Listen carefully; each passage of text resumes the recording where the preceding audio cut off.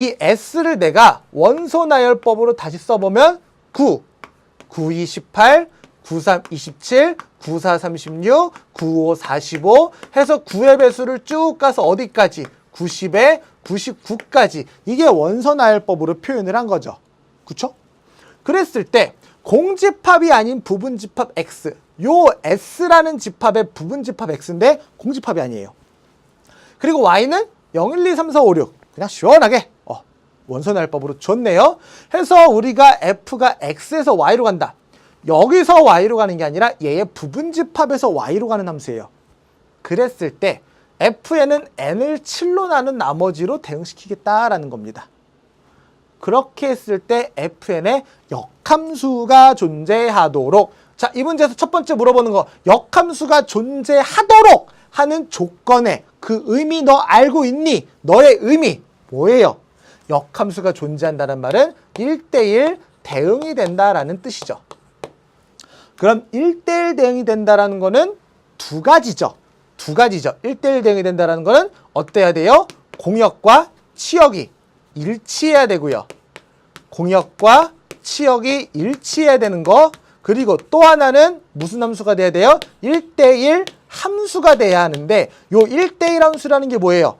X의 원소가 다르면 정의역에 있는 요 1대1 함수라는 뜻이 정의역에 있는 모든 X1과 X2에 대해서 X1과 X2가 다르면 그에 대응되는 함수값 F의 X1과 F의 X2도 다르다.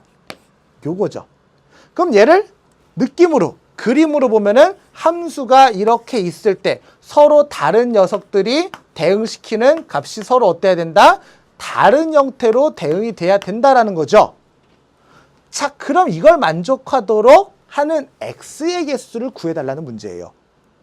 자, 이제 문제 분석이 끝났어요. 이제 풀어봅시다. 그러면은 이 라지 X라는 게 라지 S의 부분집합인데 여기다가 어떤 숫자들을 넣었을 때 그의 함수값들에 대한 얘기를 먼저 한번 해볼게요. 그러니까 만약에 라지 X에 9가 들어간다면 그 9에 대한 F의 함수값은 뭐가 될 것이냐, 요런 거를 하나하나 해볼게요. 해서 두 가지 이제 요거를 구하는 두 가지 솔루션을 볼 수 있는데요. 그래서 첫 번째는 근성으로 그냥 하나하나 해보는 거. 만약에 X에 9가 들어간다면 F9는 뭐겠어요? 9를 7로 나눈 나머지 얼마죠? 2예요. 맞습니까? 맞아요. 자, 그 다음 18을 7로 나눠보면 7이 14 해서 7로 나누면 나머지가 4예요. 그 다음 27은요. 7로 나누면 7, 3은 21 하니까 나머지가 6이고요. 그 다음 F의 36은 7, 5, 35 하면 나머지가 얼마예요? 1이에요. 이렇게 다 해보는 거예요. 까짓것 뭐 11개밖에 안 되니까 해볼 수는 있어요. 자, 첫 번째 방법 바로 그냥 이렇게 그냥 근성으로 다 해보는 거예요. 해보면 F의 45를 해보면 7, 5, 35, 7, 6에 40이니까 3이 되고요. F의 54를 해보면 7, 7에 49니까 5가 나오고요. F의 63은 9, 7에 63이니까 나머지가 0이 되는 거죠. 그 다음에 F의 그 다음이 뭐예요? 70인데요. 아니죠. 72죠. 70인데 얘를 계산을 해보면 나머지가 70 떨어지고 나서 2가 나와서 F의 72는 여기에 와요. 2랑 같아집니다. 그 다음 70이 다음은 뭐죠? F의 81을 계산해보면 4가 되고요.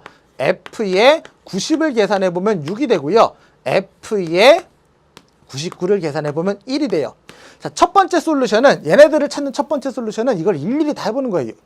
열심히 계산을 하면 되긴 되죠. 자, 그쵸? 근데 얘를 여기를 구하는 얘를 계산하는 두 번째 아이디어는요. 수에 대한 이해와 나눗셈에 대한 나머지라는 개념에 대한 이해를 생각하시면 돼요. 자, 9, 18, 27, 36, 45, 54, 63, 72, 81, 90, 99가 되는 동안에 숫자가 계속 어떻게 돼요? 정의역의 숫자들이 9씩 커졌어요. 커졌다고요. 근데 얘를 뭘로 나눈 나머지를 물어봤어요? 7로 나눈 나머지를 물어봤죠. 9는요. 7로 나누면 나머지가 얼마예요? 2가 나오잖아요. 즉 여기서 나머지가 2였다면 그 다음에 9를 더해주게 되면 나머지는 얼마만큼 추가가 되겠어요? 2만큼 추가가 될 거라는 거죠. 여기서 나머지가 4였다면 여기서 x값에 9를 추가시켜주면 나머지는 얼마큼? 이만큼 커질 거라는 거예요. 즉 얘를 이해했다면 선생님 좀 전에 했던 그 근성에 일일이 계산해보는 방법처럼 다 7로 나눠보는 게 아니라 2였어? 그러면 4, 6 되겠구나. 그냥 바로 탁탁 올 수 있다는 거예요. 그럼 그 다음에 역시 2를 더하면 얼마가 돼? 나머지가 8이 돼야 되는데 나머지 8 돼요? 7로 나눈 나머지가 8 돼요? 안 되잖아요. 그럼 8을 7로 나눈 나머지가 얼마가 돼요? 1. 2, 4, 6, 8이니까 1. 다시 또 2씩 커지겠네? 그럼 3, 5 다음에 7이 아니라 0이 되겠네. 그럼 그 다음에 2가 커지면 다시 2니까 요렇게 순환하는 형태가 되겠구나 라는 거를 예측할 수 있다는 거죠. 그러니까 9부터 99까지 11개의 숫자를 다 7로 나눠보는 게 아니라 처음에 스타트 9만 7로 나눠보면 그 다음 2 다음은 4, 다음은 6, 다음은 8이 아니라 1, 다음은 3, 5, 7이 아니라 0, 2, 4 이거를 그냥 바로 읽어낼 수 있다는 거예요. 11개 숫자를 다 7로 나눠보지 않아도 할 수 있다는 거죠. 나머지에 대한 개념만 이해가 되어 있었다면. 그럼 이제 이걸 찾은 상태에서 문제는 뭐냐? 얘가 f의 역함수가 존재하도록 집합 x의 개수를 정역의 원소를 세팅하고 싶다라는 거예요. 그러면 우리가 집합에 대한 얘기를 하기 위해서 이렇게 크게 정역을 두 개를 그려볼게요. 정역과 공역. 자, 여기서 y가요. 0, 1, 2, 3, 4, 5, 6이 가능했었는데요.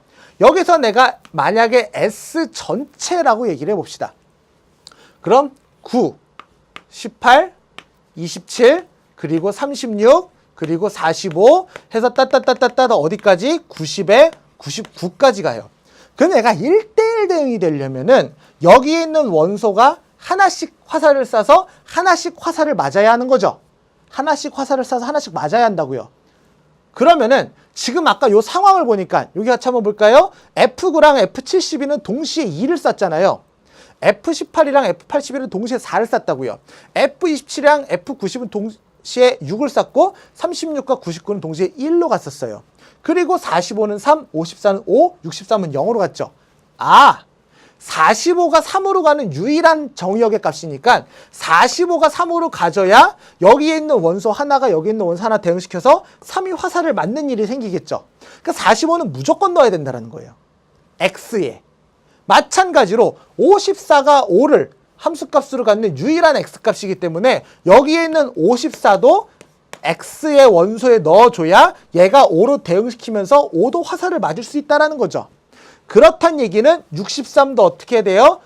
라지 x라는 집합에 반드시 넣어줘야 6이 아니라 0으로 대응했었죠. 0에다가 대응을 시킬 수가 있다는 거예요.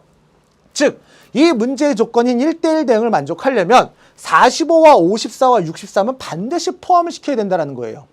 그런 다음에 얘네들 중에서 9와 72가 동시에 2로 화살을 쏘니까 둘 중에 한 녀석만 X에 포함시켜야 화살을 하나로 쏘게 되겠죠. 9도 72도 X의 원소가 돼버리게 된다면 X의 원소에 9도 72도 동시에 있어버리면 이렇게 둘이 동시에 화살을 2로 쏴버리니까 1대1 조건을 만족하지 않는다는 거예요. 그럼 X에는 9와 72 중에 하나만 있을 수 있다. 같은 방법으로 18과 81도 동시에 X에 있으면 안 된다. 둘 중에 하나만 있어야 4로 하나를 화살을 쏜다. 27과 90 중에서도 하나만 X에 있어야 하고 36과 99 중에 하나만 X의 원소가 돼야 된다라는 뜻이죠. 그럼 여기서 X가 될 수 있는, 집합 X가 될 수 있는 조건은 45와 54와 63은 반드시 라지 X의 원소가 되고 9랑 72 중에 하나, 18과 81 중에 하나, 27과 90 중에 하나, 36과 99 중에 하나만 가져야 되죠. 또 둘 다 안 가져버리면 돼야 안 돼요. 36도 99도 안 가져버리면 아무도 1로 쏘는 게 없잖아요. 안 된다라는 거죠. 그럼 게임 끝이죠. 9와 72의 선택권이 몇 가지? 2가지.